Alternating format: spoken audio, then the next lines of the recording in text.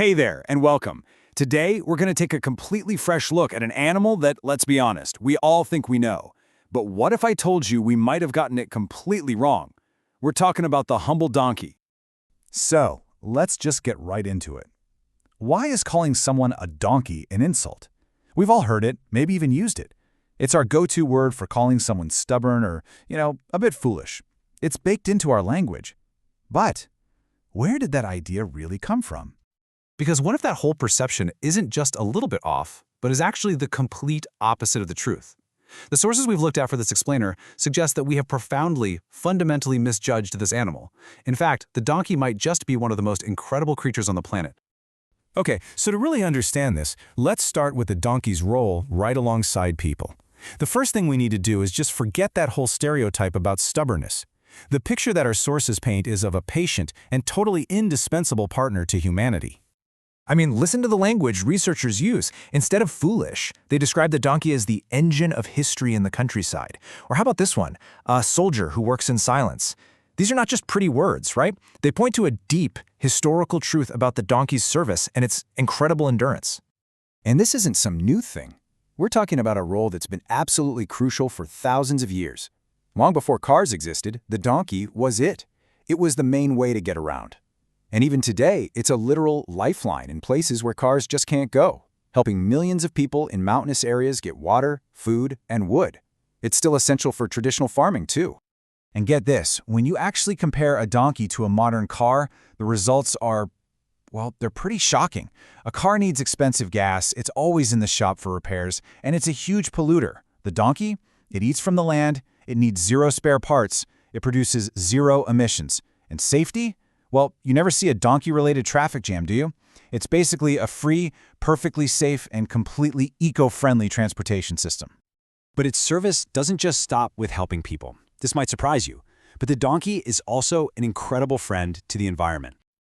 It all boils down to this really elegant, simple cycle in nature. So first, the donkey eats weeds and other plants. As it moves around, its waste naturally gets mixed into the soil, which helps aerate it. And that waste, it turns out to be a top-tier natural fertilizer. It's actually so good that agricultural scientists study it. It's a perfect self-sustaining system.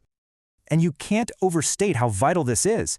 Without the donkey doing this job, those same plants would just pile up, rot, and become harmful organic waste that messes up the whole local ecosystem.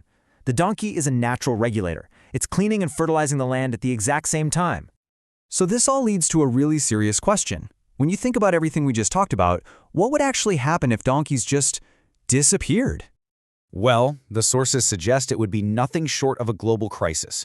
We're talking about rural life in countless communities, especially in rugged areas.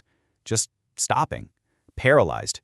Millions of people would instantly face isolation and poverty.